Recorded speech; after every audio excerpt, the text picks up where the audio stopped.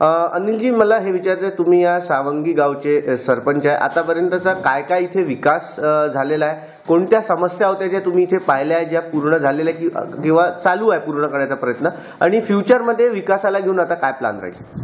आपल्याकडे सगळ्यात मोठा पाण्याचा प्रश्न होता, जो की तो पूर्ण आता 9 HP मधून माननीय आपल्या जिल्हा परिषद सदस्य बोडारे मॅडम यांच्या मार्फत जिल्हा परिषदला तो वेळोवेळी त्यांना आमचे ग्रामपंचायतीचा ठराव देऊन त्यांनी तो मार्गी लावून दिला. त्याच्यामुळे पाण्याची समस्या कायमची मिटलेली आहे.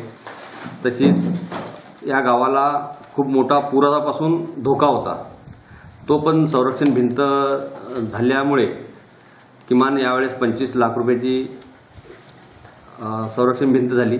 त्यामुळे आपल्याला थोडंफार तरी त्या संरक्षण भिंतीमुळे गावकऱ्यांचे प्राण वाचेल करिता आणि एक पूल पण आम्ही प्रस्तावित पाठवलेला आहे, जेणेकरून जर गावात पाणी जर शिरलं तर कमीत कमी आपल्याला बाहेर जाता येईल. तसेच इथे रस्त्याची व्यवस्था झालेली आहे.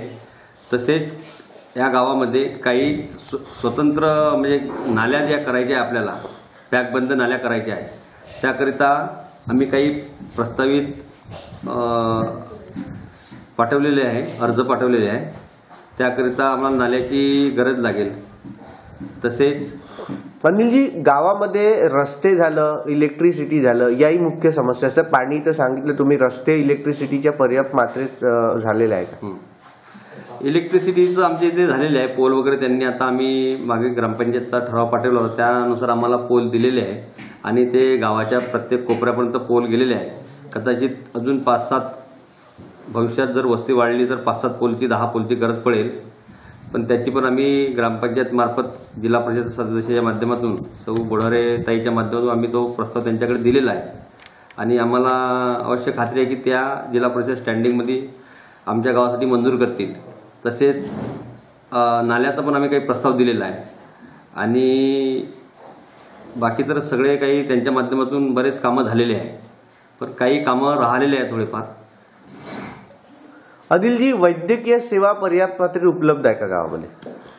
वैद्यकीय सेवा एक आरोग्य विभागाची PSC आमची आमगावला आहे, पण आमची अशी एक इच्छा आहे की सावंगी हे गाव मोठं असून त्याच्या बाजूला आम्हाला PSC करता काही जे काही डॉक्युमेंट्स लागतात त्याचा आम्हाला कानलीबाराला जावं लागतं आणि कानलीबारा हे आमच्या इथनं 12-13 किलोमीटर आणि ते विरुद्ध दिशेला जावं लागते, कारण की आमचं गावच्या बाजूला 10 ते 15 गाव आजूबाजूला समाविष्ट झालेले आहे.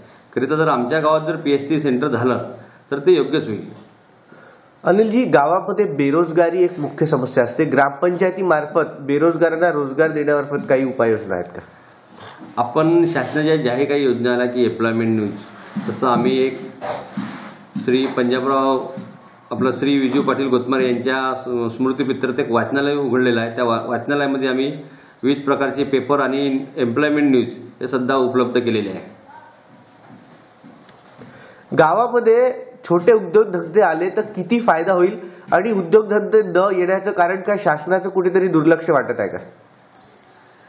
उद्योगधंदे आले तर निश्चितच फायदा होतो, कारण आता आमच्या इथे एक अभिजित पॉवर प्लॅन्ट होता, तो काही दिवस चालला, बरेचसे लोकांना रोजगार मिळाला. कदाचित त्याच्यापासून थोडंफार जवळच्या शेतकऱ्याला थोडाफार त्या याचा त्रास होतो, पण 20% जरी लोकांना त्रास झाला तरी 80% लोकांना फायदा होतो.